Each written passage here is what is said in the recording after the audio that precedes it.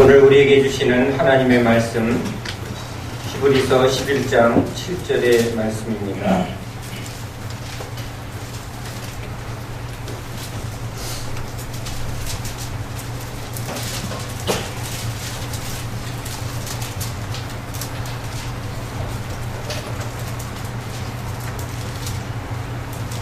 히브리서 11장 7절의 말씀을 함께 읽습니다. 믿음으로 노아는 아직 보이지 않는 일에 경고하심을 받아 경외함으로 방주를 준비하여 그 집을 구원하였으니 이로 말미암아 세상을 정죄하고 믿음을 따르는 그의 상속자가 되었느니라. 아멘. 할렐루야.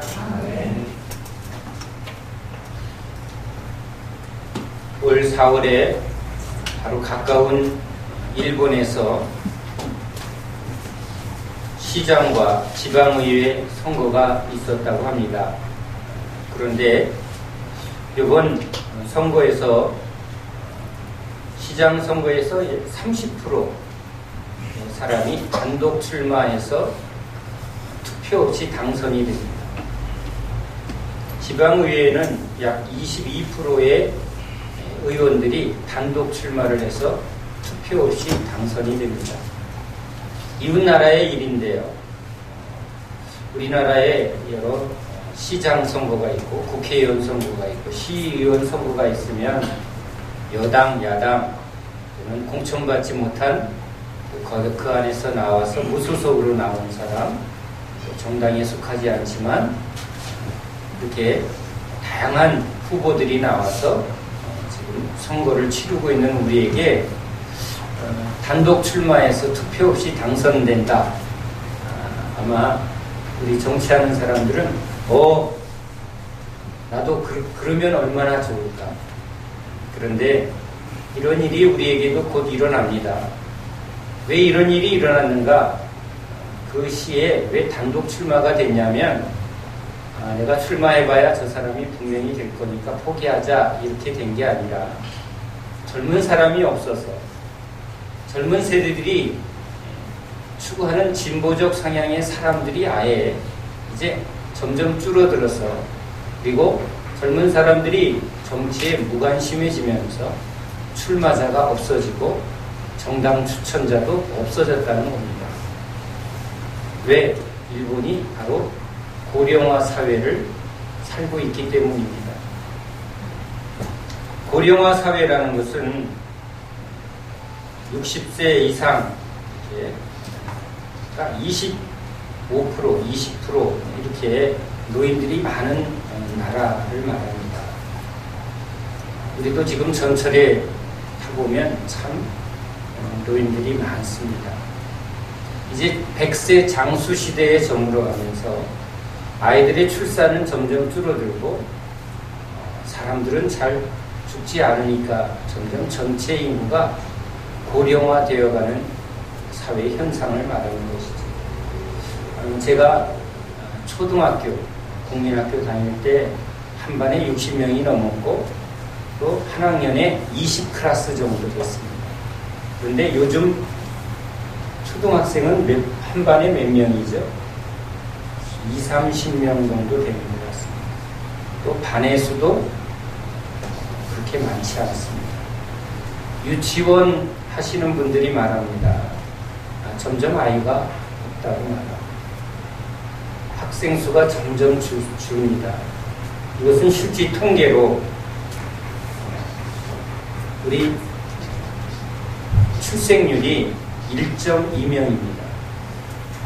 우리 부부가 둘이기 때문에 둘을 낳아야 유지가 되는데 중간에 사고가 나니까 조금 더 출생률이 있어야 합니다. 약 2.1% 정도의 출생률이 있어야 현상 유지됩니다. 그런데 현재 우리나라는 1.2명이 출생률입니다. 셋난 분들은 국가에 충성하는 분들입니다. 애국자입니다. 근데 보편적으로 하나만 낳는 부모들이 많고 또 불임 부부가 굉장히 많습니다. 그리고 결혼을 포기한 이 독신자들이 점점 늘어가고 있습니다. 이것이 이미 우리나라에 일어난 현상입니다. 그런데 이러한 일들은 과연 우리 삶에 어떤 결과가 있을까? 지금 이 선거의 이야기는 우리에게는 참 먼 얘기지만 이렇게 일본이 겪는 일이 우리에게 지금 막 일어나고 있는데 이것을 알아도 대책을 세울 수 없습니다. 왜냐하면 국가가 젊은이들이 없다고 얼른 지금 젊은이들을 만들어낼 수가 없기 때문에 그렇습니다. 지금 아이를 막 낳으라고 해도 아이를 낳지 않습니다. 왜냐하면 이 교육 문제, 주거 문제, 이 사회 문제에 젊은 부부들이 결혼할 생각도 포기하고 있고 아이를 낳을 생각도 못하고 있습니다. 하나만 낳아서 잘 기르기도 힘들다 이렇게 생각하고 있기 때문에 출산율이 높아질 요인이 없습니다. 이렇게 고령화 사회, 즉 우리의 미래는 점점 고령화 사회로 인한 사회적, 정치적, 경제적 그런 문제를 우리는 분명히 겪게 될 것입니다. 그런데 눈앞에 그 일이 닥치지 않은 것처럼 보이니까 우리는 이것이 심각하게 여기지 않을지 몰라도 실제 이것에 관련된 업종을 하는 기업들은 아주 굉장한 위기를 갖고 있습니다. 유아산업은 점점 축소됩니다. 또 고용시장은 점점 어려워집니다. 그 일로 일어난 일들이 우리 직장인들이 직장에서 혹사당합니다. 왜냐하면 이 직장에서 잘리게 되면 대책이 없는 제가 활동했던 열심히 인사동에서 일했을 때 낮에 사우나 가면 적당히 쉬러 온 직장인들을 많이 봤는데 요즘은 그렇게 일하면 큰일 납니다. 그래서 아주 탈진하고 소진될 만큼 그렇게 현대 남자 직장인들이 직장에서 사회에서 혹사당하고 있습니다. 또 우리는 OECD 국가에 비해서 각 업종의 자영업자 수가 2배가 많습니다.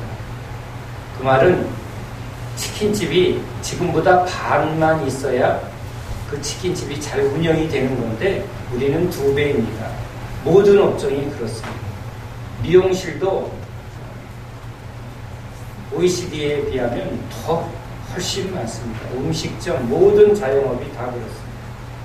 그러면 무슨 일이 지금 일어나고 있는가? 그 중에 상당히는 문을 닫을 수밖에 없는 구조를 갖습니다. 그런데 정년퇴임한 우리 남자들이 나이가 들면 그냥 노후를 편안하게 살 수 있는가? 그러지가 못합니다. 은퇴자금을 받아서 또 자영업을 해야만 이 노령화 시대에 자기의 노후를 준비할 수 있기 때문에 그렇습니다. 그런데 차리면 거의 망하는 구조를 갖고 있습니다. 이것은 지금 일어나고 있는 일입니다. 그래서 개인 부채자들이 점점 늘어나고 또 부동산 폭락 또는 여러 경제 위기, 시대의 변화에 따라가지 못한 기업들은 금방금방 도태됩니다. 그리고 이 사회 구조는 아주 빠르게 발전하는 기술의 이런 전자기기의 혁명 또는 새로운 유비쿼터스 문화에 따라가지 못하는 모든 업종들은 전부 없어지게 됩니다.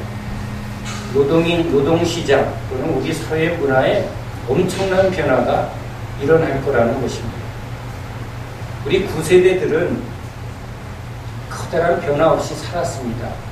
그러나 점점 이 시대는 빠르게 변화돼 갑니다. 그래서 기업도 변화에 대처하려고 얼마나 많이 준비하는지 모릅니다. 준비 안 된 기업 망한다 이렇게 생각을 합니다. 그러니까 그런 시대적 흐름에 아이들도 계속 더 높은 교육을 받아야만 더 높은 기술을 습득하지 않으면 사회에서 쓰질 않습니다. 이미 이 사회가 얼마나 변했는지 우리가 다 알아야 될 게 있습니다. 우리 한국 사회는 고학력 사회입니다. 또 명문대 출신을 선호하는 그런 사회입니다. 여러분 다 알다시피. 그래서 서울대, 연고대, 스카이라는 우리의 명문대 출신, 이렇게 돼야만 이 사회에 유리한 고지를 점령하고 더 많은 혜택을 받을 수 있다라는 분명한 인식을 갖고 있습니다. 그래서 아이들을 그냥 열심히 과외시키고 좋은 대학 들어가게 하려고 공부를 합니다. 그런데 그렇게 추구했던 이 현대 사회에서 그 대학 출신들 중에 상당히 많은 사람이 고용시장에서 취직이 안 되고 있습니다. 이제는 유학, 세계 명문, 글로벌 시대에 세계 명문 대학에서 더 첨단과 더 높은 지식을 습득하지 않으면 이 시대의 흐름에 따라가지 못하기 때문에 그렇습니다. 이것이 지금 일어나고 있는 일입니다. 그러기에 공부하면 뭐해? 취직도 못하는 걸 하고 공부를 포기한 젊은이들이 늘어납니다. 열심히 일하면 뭐해? 노년에 내 삶에 안정이 주어지지 않는 것. 그러니까 그날 그냥 막 포기하고 살아가는 사람들이 점점 늘어납니다. 그런데 그러한 위기 속에 점점 가정이 해체되어 갑니다. 이혼율이 높아지고, 물론 개성, 자기의 존중을 강조하면서 이제 죽어 사는 사람이 없습니다. 안 맞으면 못 살겠다고 헤어지는 것, 그런 개인주의의 문제이기도 합니다. 그런데 그런 것뿐만 아니라 이 가정이 해체되는 데는 이 사회 문제도 같이 결부되어 있습니다. 부채가 많아져서 그 가정에 커다란 경제적 위기가 오면 그 위기는 경제적 위기로 그치지 않습니다. 바로 이 가정이 경제 위기로 인해서 깨어지는 일들을 숱하게 경험합니다. 그러기에 가정이 해체되는 이러한 결속이 깨어지고 관계가 깨어지는 것은 또 이 사회의 여러 가지 문제를 야기하고 있습니다. 이것뿐만이 아니죠. 이 미래는 점점 우리에게 핑크빛이 아닌 어려움의, 어두움의 미래를 우리에게 보여줍니다. 왜? 전쟁과 기근, 수많은 지금 일어나는 메르스와 같이 어느 하나 우리 미래에 안전을 보장해 줄 만한 일들이 없습니다. 그래서 외면합니다. 정치를 외면하는 것처럼 미래에 굉장히 어려운 일이 일어날 거는 알지만 어떻게 대처할 방법이 없으니까 그냥 그것을 그냥 묵과해고 이렇게 부딪히려 하지 않습니다. 나라 지도자들에게 기대를 해봅니다. 그런데 너무 많이 속아봤습니다. 그래서 정치에 대해서도 지도자에 대한 기대도 없습니다. 그래서 사람들이 꿈을 잃고 또 미래를 위하여 준비하는, 또 그 미래를 위해서 달려가는 사람들은 점점 줄어들고 그냥 현실에 맞춰서 그냥 살아가는 사람들, 그렇게 살다 보니 이제 여기저기서 이 고령화 시대에 나이는 늙어가는데 살 날은 많은데 뭘 해야 될지, 어떻게 살아야 될지, 그래서 정신적인 공황에 빠진 사람들도 실질적으로 많아지는 시대가 되었습니다. 은혜 받고 기뻐해야 할 이 주일날 우리의 미래를 한번 직면하는 일은 그렇게 핑크빛이 아닙니다. 그래서 우리는 하늘 소망으로 이겨보려고 천국을 바라보지만, 그러나 천국보다 우리가 부딪히는 현실은 바로 눈앞에 있는 삶입니다. 우리 자녀들의 문제입니다. 자녀들이 이 한국 땅에서 어떻게 살 것인가, 조금 넓게 보면 글로벌 시대에 막 그런 유수한 대학에서 전문적인 기술을 배우고 그렇게 학위를 취득한 초엘리트들이 전 세계적으로 인정을 받는데 우리 애들은 도대체 뭘 하고 먹고 살아야 되나? 안 가르칠 수도 없고 가르친다고 되는 것도 아니고 그래서 우리 부모들은 참 답답합니다. 자신의 미래를 준비하기도 힘든데 아이들까지 책임져야 되는 거기다가 우리 예수 믿는 사람들은 이 현실의 삶도 또 문제지만 자녀들의 문제도 문제지만 또 우리에게 더 크게 직면해야 될 문제는 우리의 신앙의 문제입니다. 나이가 들면서 신앙을 오래 하면서 이게 믿음이 좋아져야 되는데 주변을 보니까 목사들도 신앙이 좋은 목사, 오래 믿으면 은퇴할 만하면 더 깊고 신령한 목사 보기보단 탐욕스럽고 세상적인 목사들이 많아집니다. 그러니 후배 목사인 제가 그걸 바라보면서 저렇게 되면 되겠다 그렇게 볼 수가 없는 겁니다. 그런 좋은 모델링이 보이지도 않고 그런데 그냥 살 수는 없고 세상은 잠깐인데 주님 앞에 서면 분명히 내 믿음을 계산할 터인데 우리는 안팎으로 이런 위기 속에 있습니다. 90, 100에 죽어가는 그래서 우리의 미래는 지금 너무나 많이 남아 있습니다. 60까지 일하고 65나 70에 죽던 옛날 그냥 열심히 자녀들 위해서 하면 그래도 자녀들은 고마워서 나이 든 부모를 조금 공양해주고 그러다가 죽으면 끝나는 인생이었는데 이제는 그럴 수가 없습니다. 자녀를 위해서 올인할 수도 없고 90, 100까지 살려면 앞으로 수십 년 동안 국가에서 연금 주는 걸로 양로원에 앉아서 고스톱 뛰고 있고 그러고 있어야 하나. 폐지 줍는 게 우리 노년의 그런 용돈벌이 삶의 현장은 아닐까 이런 생각을 하는 사람들도 실제 많아집니다. 역시 월세 딱딱 받아먹으면서 또 건물에서 세 받아먹으면서 이렇게 사는 사람, 그 사람들은 좋겠다. 그런데 실제 돈이 있는 사람들은 돈으로 채워지지 않는 이제 더 큰 문제를 그들은 또 부딪히고 있습니다. 우리도 가난할 땐 먹는 것만 해결되면 다 될 것 같았는데 막상 먹는 게 해결되어지는 현실의 삶엔 우리 굶는 사람 없는데 지금 행복한가요? 만족한가요? 아닙니다. 어릴 때 생각지도 못한 자가용을 몰고 다니는데 어릴 때 생각지도 못한 테레비가 지금 집안에 2대나 있는데 행복한가요?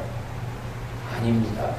인간은 또 물질의 문제가 해결되어지면 그 안에 정신적인, 영적인 이런 결핍의 문제에 또 직면하게 됩니다. 그러니 우리는 이 모든 것을 다 균형 있게 채워야 하고 준비해야 되는데 이런 위기 속에 하나님은 우리에게 노아를 소개시켜 줍니다. 노아에게 하나님이 말씀합니다. 앞으로 큰 위기가 있어. 여긴 위기라고 말하지 않고 종말이라고 말합니다. 심판을 말합니다. 우리에게도 죽음이 기다리고 있고 우리에게 많은 이해할 수 없고 또 준비할 수 없는 많은 어려움이 생길 수 있습니다. 지금은 작은 박테리아 메르스 때문에 이렇게 아주 나가기도 안 하고 경제가 다 흔들릴 만큼 근데 앞으로 여러분 무슨 일이 일어날지 그런데 지금 노아에겐 하나님이 보이지 않는 일이지요. 한 번도 경험해보지 못한 비를 한 번도 보지 못한 그에게 앞으로 큰 비, 홍수가 있을 거다. 보지도 않았는데 그걸 어떻게 생각합니까? 배를 본 적이 없는데 큰 배를 유조선 같은 큰 배를 지으라고 말합니다.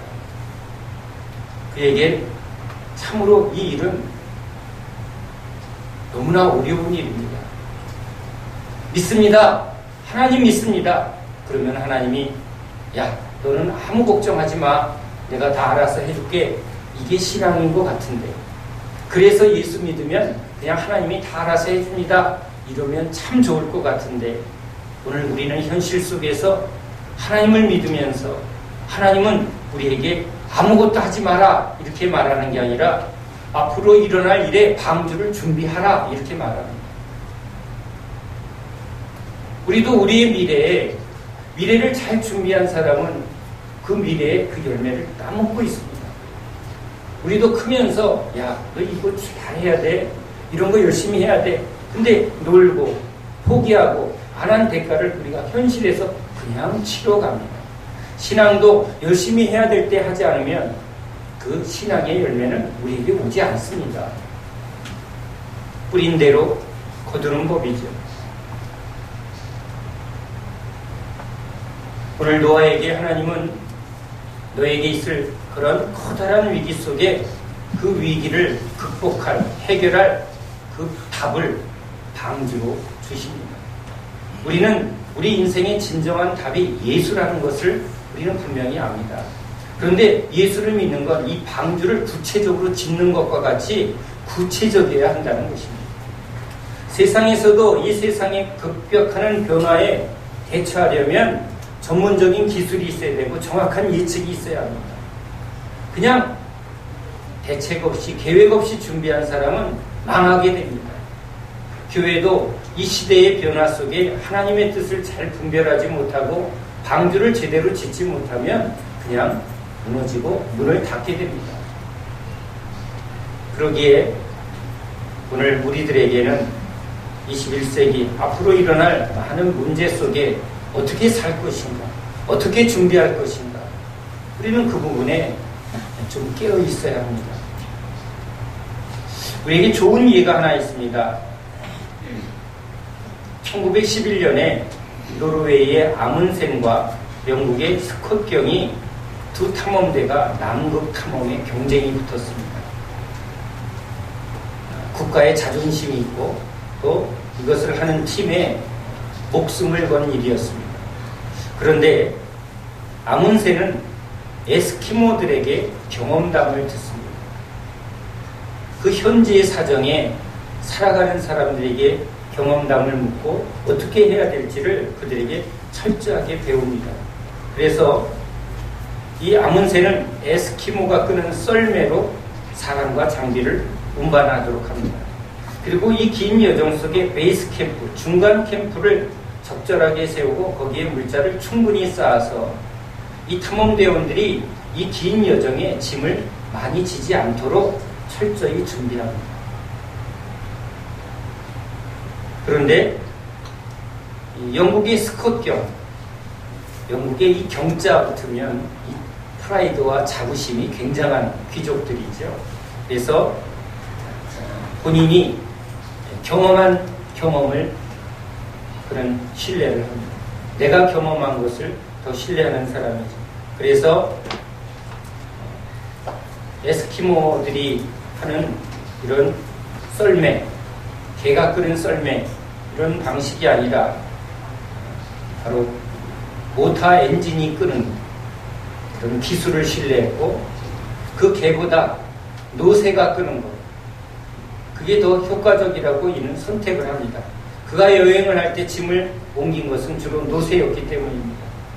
그런데 썰매를 끌던 망아지도 동사 걸리고 또 이 모터 엔진도 얼어붙어 버립니다. 어쩔 수 없이 대원들이 짐을 짊어집니다. 베이스 캠프를 적절하게 세우는 그런 계획이 없이 밀어붙였던 이 계획은 결국은 모든 대원들이 동상에 걸리게 되고 결국은 목적지까지는 달성을 합니다. 남극점에 도착을 합니다. 그런데 이미 한 달 전에 이 노르웨이의 아문센이 거기에 도착해서 깃발을 딱 꼽아놓은 상태입니다. 아문센은 돌아가면서 한 사람도 나고됨 없이 안전하게 돌아갔습니다. 그런데 이 스콧경이 이끄는 영국의 탐험대는 남극점에는 도달했지만 돌아가는 길에 다 얼어 죽습니다. 이 탐험대의 대장인 스콧경마저도 돌아가는 길에 죽었습니다. 철저히 준비된 팀과 준비되지 않은 팀의 결과가 그대로 일어납니다. 위기에 철저히 준비되지 않으면 그 위기에 다 눈을 닫고 또 죽는 일을 경험합니다. 우리 신앙도 이런 시대 속에 철저히 준비하지 않으면 신앙도 죽습니다. 교회도 문을 닫습니다. 또 우리의 삶도 그렇습니다. 우리가 앞으로 살아야 할 미래에 대한 준비를 철저히 하지 않으면 사는 것 같으나 죽은 것 같이 살아가는 사람들을 봅니다. 저는 목사입니다. 신방을 다니면서 요양병원에 많이 신방을 가게 됩니다. 근데 요양병원에 진짜 살아있으나 죽은 사람들을 봅니다. 목에다 구멍을 뚫고 그냥 쫙 누워있습니다. 또 탁골공원 또는 양로원 이런 데 가면 노인들이 참 무기력하게 그냥 자식 자랑 또는 옛날 얘기 해가면서 그냥 죽을 날만 기다리고 있습니다. 돈 없는 탓만 하고 원망만 합니다. 누구는 좋겠다. 그리고는 테레비 또는 고스톱. 돈 있는 사람은 또 그 돈 있는 걸 가지고 뭐 여행 다니고 쇼핑하는 것으로 얼굴 마사지 하는 것. 어떻게 하면 안 늙을까? 어떻게 하면 이 돈이 주는 그런 세상의 즐거움을 추구하면서 살까? 그런데 그런 분들을 만나서 제가 그들의 마음을 진짜 마음속에 참된 기쁨이 있냐고 물으면 그 얼굴이 급 어두워집니다.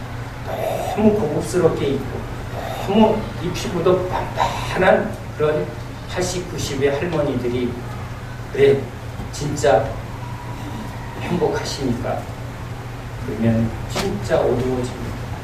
그렇지 않다는 없는 사람은 모여 앉아서 아유 돈 있는 것들 좋겠다. 건물에서 따박따박 월세 받아 먹고 아이고 누구는 누구 부모 잘 만나서 저렇게 고생 안 하고 세계 여행 다니면서 사는데 행복하겠구나. 그런데 그렇게 사는 사람들은 행복하지 않습니다.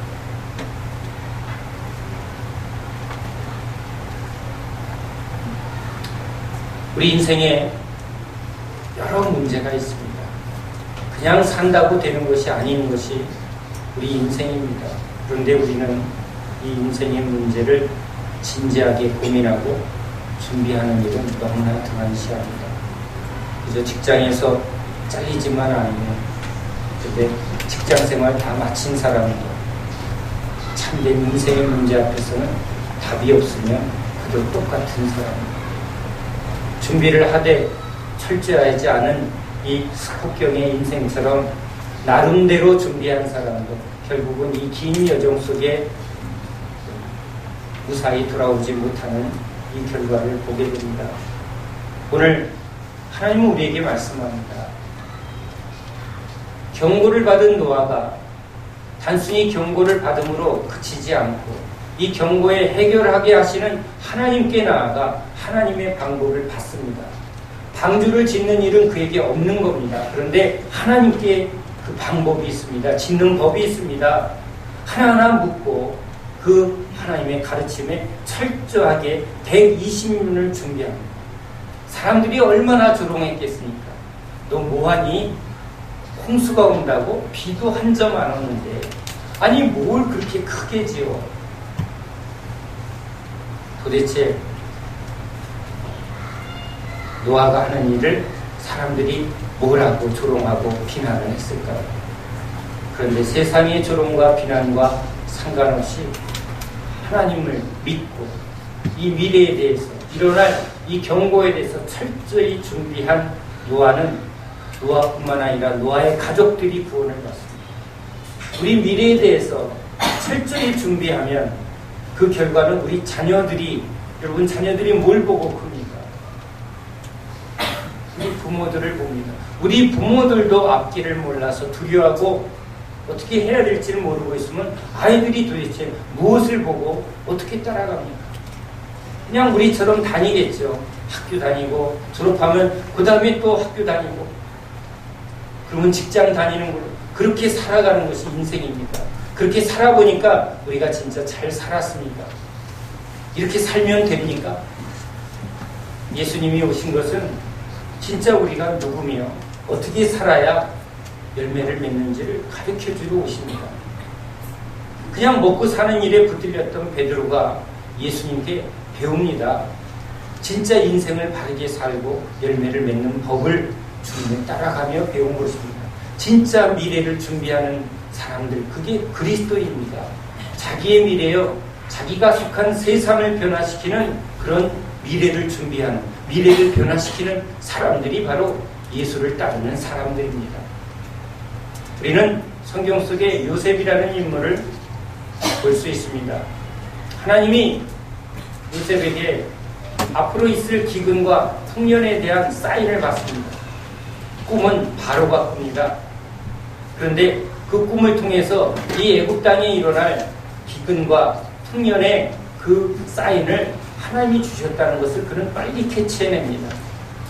그리고 하나님께 지혜를 받아서 이제 풍년의 때에 기근을 어떻게 준비할 것입니다. 우리도 지금 준비하면 앞으로 일어날 기근의 때에 어떻게 대처할지가 분명해지는 것입니다. 준비 안 된 사람은, 그날 먹고 산 사람은 그냥 신앙도 그때그때 그냥 하루하루 지키는 대로 지키는 신앙으로 했다면 이런 마지막 환난의 때, 기근의 때와 같이 화가 올 때가 있습니다. 마지막 때는 여러분 많은 어려움이 이 삶에 옵니다. 물질적 어려움뿐만 아니라 사람과 사람 사이의 관계에서도 어려워집니다. 사랑이 식어지고. 여러분 얼마나 이기적입니까? 옆에서 누가 죽어도 요즘 관심 없습니다. 이렇게 메말라가고 죽어져 가니까 인간은 점점 마음이 병들어갑니다. 또 영적으로도 그렇습니다. 사람들이 복받고 잘 살길 원하고 그래서 그런 말씀을 붙들어 봤지만 실제 살아보면 그것이 진짜 만족이 되어지지 않습니다. 중국에 가서 제가 발견한 것입니다. 중국의 교인들이 말합니다. 중국인들이 말합니다. 복받는 그 말씀을 20년 이상 붙들어 봤더니 실제는 물질적으로는 잘 살게 됐는데 영적으로는 하나도 채워지지 않는다는 것. 그거 가짜라는 것을 그들이 말합니다. 이제 진짜를 찾아야 될 시대입니다. 그래서 흔들리는 이 세상 속에 요동하지 않는 이 방주와 같은 참된 예수의 복음에 붙들려야 합니다. 그냥 믿는 믿음이 아니라 그 믿음에 능력이 있어야 되고 그 믿음에 하나님이 주시는 권세와 생명의 충만함이 있어야 합니다. 그럴 때 그 방주가 가족을 구원하고 수많은 생명을 구원하는 그 방주가 되었던 것처럼 우리가 방주로 준비되어지지 않으면 우리도 구원을 받지 못하고 우리 가족도 구원을 받지 못하며 또한 수많은 사람들에게 아무 역할을 하지 않은 아무 열매가 없는 그런 인생이 분명히 될 것입니다. 하나님은 노아에게 은혜를 베풀러 말씀하십니다. 노아가 한 것은 딱 하나입니다. 하나님의 말씀을 믿은 것입니다. 우리는 우리 미래에 일어날 분명한 사실을 직면해야 합니다. 우리는 분명히 죽습니다. 주님은 분명히 오십니다. 우리 믿음을 분명히 계산할 것입니다. 그러니까 여러분 믿음에 대한 열심을 내야죠. 적당히 믿는 사람에게 어떤 좋은 열매가 나올 수가 없는 것입니다. 우리 삶에도 미래에 많은 위기와 어려움이 있을 것입니다. 그런데 그것을 어떻게 준비할 것인가를 철저하게 이 아문생처럼 철저하게 에스키모의 경험과 그리고 실제 그것을 어떻게 했나를 그가 배웠던 것처럼 우리도 여러분 이 세상 속에 하나님이 여러 방법을 통해서 미래를 준비하게 합니다. 그래서 기업을 하는 사람들도 얼마나 열심히 그것을 예측하고 준비하려고 배우는지 모릅니다. 여러분의 미래를 여러분에게 아니 우리에게 있을 이 미래의 어려움에 대하여 우리는 진짜 얼마나 열심히 준비하고 배우고 있나요? 이 노아의 홍수 심판 때의 사람들은 그냥 먹고 마시고 애 낳고 결혼하고 그냥 이 경고와는 전혀 상관없는 그 삶에 준비 없이 살아갑니다. 이대로 줬사오니 그러나 심판이 왔을 때 그들은 이 심판을 감당하지 못하고 다 죽습니다. 우리도 예수를 믿는 우리가 하나님 앞에서 바른 믿음으로 나아가지 못하면, 그리고 그 믿음에 합당한 이 삶을 세상 속에서 진짜 방주를 짓는 것처럼 실제적으로 세상의 위기 속에서도 우리가 세상 속에 휩쓸리지 않고 무너지지 않고 견고하게 세우는 방주의 삶을 살지 않는다면 우리는 세상에서도 무기력하게, 무능력하게, 의미 없이, 그렇게 열매 없이 쭉쟁이가 될 것입니다. 그래서 주님은 알곡과 쭉쟁이의 비유를 말합니다. 농사를 짓는 사람에게 쭉쟁이와 알곡의 차이가 뭐냐고 물으면 너무나 분명할 겁니다. 이 나무를 키워보면 그렇습니다. 바람이 통하고 화초가 아주 건강하게 꽃이 피려면 모든 조건에 아주 다 충족해져야만 합니다. 하나하나 철저하게 맞춰줘야 합니다. 우리 인간이 그렇습니다. 그래서 저는 고민하고 또 기도합니다. 그리고 하나하나 준비하려고 합니다. 우리 남자들이 세상에서 너무나 많이 소진되고 탈진됩니다. 여자들도 이제는 가정에서 그냥 애보고 편안하게 있는 시대가 아닙니다. 그래서 교회는 여자들이 주로 많은 시간을 내서 봉사했습니다. 그런데 이제는 그런 사람이 없습니다. 이전에 신앙생활한 분들은 토요일이 되면 젊은 친구들이 와서 교회를 청소했다고 합니다. 근데 요즘은 다 60 넘은 권사님들이 나와서 청소한다고 합니다. 교회가 자꾸 누령화되고 있습니다. 젊은 세대들이 없어지고 있습니다. 남자들은 소진되고 있습니다. 그러니 주일날 한번 이렇게 예배 드리는 것도 참으로 힘든 시대가 왔습니다. 그런데 이런 흐름 속에 끌려가면 믿음도 죽고 하나님이 주시는 힘도 없으니 세상에서도 그냥 끌려가게 됩니다. 아무 열매 없는 게 100% 일어날 일입니다. 그래서 어떻게 하든지 이 시대의 흐름 속에 영적인 공급을 받고 이 공급에서 이기는 힘을 받아야 되는데 지금 그것을 고민해야 합니다.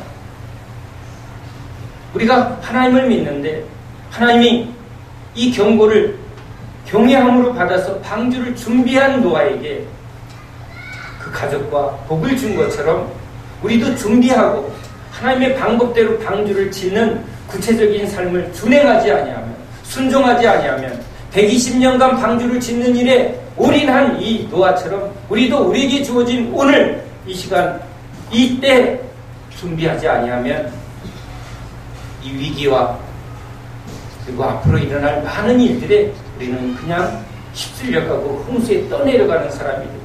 시류에 떠내려가는 사람이 됩니다. 사람들의 말에 그냥 휩쓸려갑니다. 내가 어디로 가는지도 모르고 그 결과가 뭔지도 모르고 그냥 끌려갑니다. 진짜 예수 믿는 사람들이 여기에 구원의 길이 있습니다. 이 길이 진짜입니다. 라는 분명한 확신이 있어야 됩니다. 그것은 경험되어야 합니다.